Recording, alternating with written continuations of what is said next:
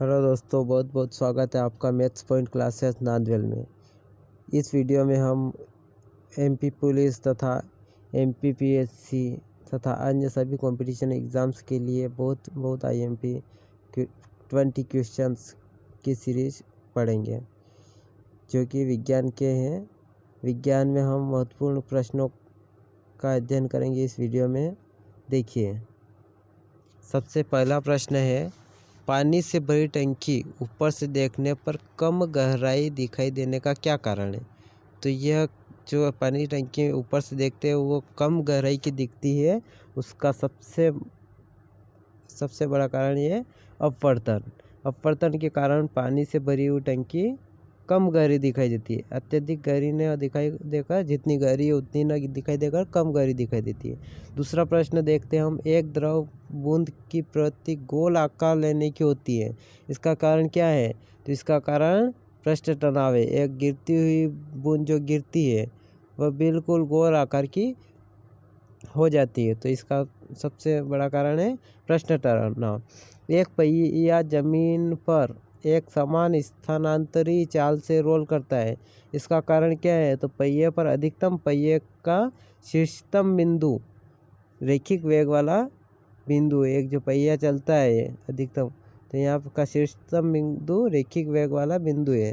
इस कारण से जल प्रपात के अधस्थल पर जल का तापमान ऊपर की अपेक्षा अधिक होने का कारण है। तो गिर रहे जल की गतिज ऊर्जा ऊष्मा बदलती है। लेज़र बीम सदा होती है, तो कैसी होती है? समानांतर होती है। लेज़र बीम सदा समानांतर होती है। ठीक है दोस्तों, 5 प्रश्न हमने कर लिए।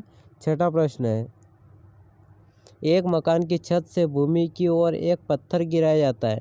अगर ये मकान है, इसकी छत से भूमि की ओर पत्थर गिराया जाता है, तो उस पत्थर की गति ऊर्जा अधिकतम कब होगी?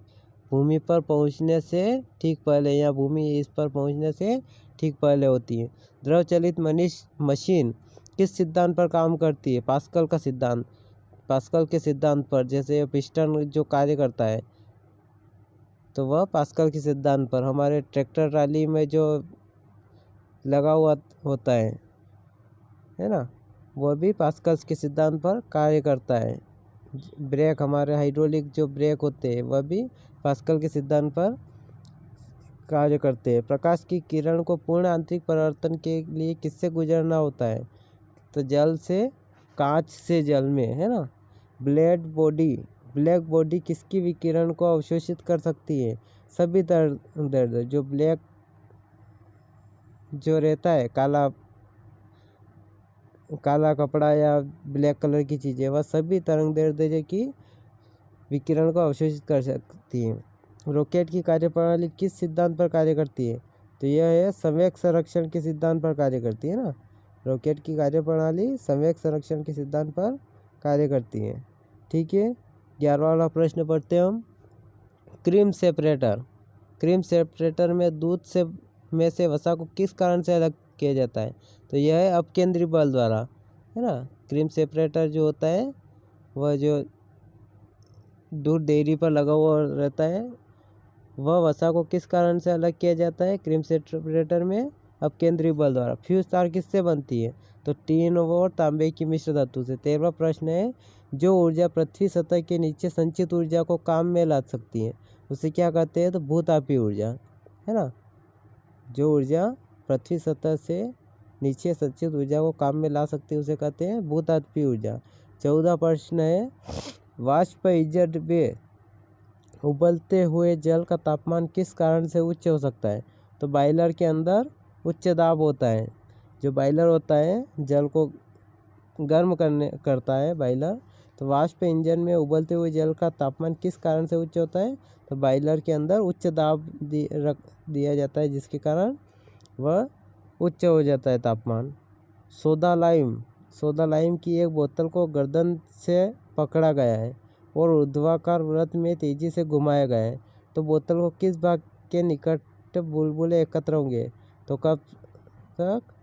गर्दन के निकटतम। सोडा लाइम मतलब सोडा जो सोडे की बाटल होती ना, सोडा पीते हैं, सोडे की बोतल को गर्दन से पकड़ा है और ऊर्ध्वाकार वृत्त तेज़ी से घुमा रहे तो उसके गर्दन पर ही एकत्र होते हैं। जो सोडे की बाटल होती है उसमें गर्दन पर ही बुलबुले एकत्र होते हैं ना। ठीक है दोस्तों, अब 16वें प्रश्न की ओर आते हैं।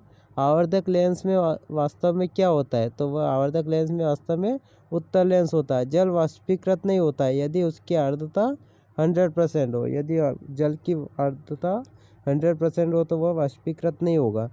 प्रकाश के परिक्षेपण का अध्ययन करने के लिए किस उपकरण का प्रयोग किया जाता है? तो स्पेक्ट्रोमीटर का। फाउंटेन पेन किस सिद्धांत पर कार्य करता है? केशिका क्रिया पर। केशिकी क्रिया पर। फाउंटेन पेन, लालटेन है, फाउंटेन पेन है, चिमनी है, वही लालटेन और चिमनी, ये सब केशिकी क्रिया पर कार्य करता है। फाइबर ऑप्टिकल किस सिद्धांत पर कार्य करता है? तो पूर्ण आंतरिक परावर्तन पर। ये मोस्ट IMP है फाइबर ऑप्टिकल, ये आता ही हर एग्जाम में आता है। तो फाइबर ऑप्टिकल्स किस सिद्धांत पर काम करते हैं? तो पूर्ण आंतरिक परावर्तन पर। तो दोस्तों ऐसे ही IMP क्वेश्चंस प्राप्त करने के लिए आप हमारे चैनल को लाइक तथा सब्सक्राइब करते रहिए ताकि आपको हमारे द्वारा बनाए गए सारे वीडियोस आपको प्राप्त होते रहे। धन्यवाद हमारी वीडियो देखने के लिए।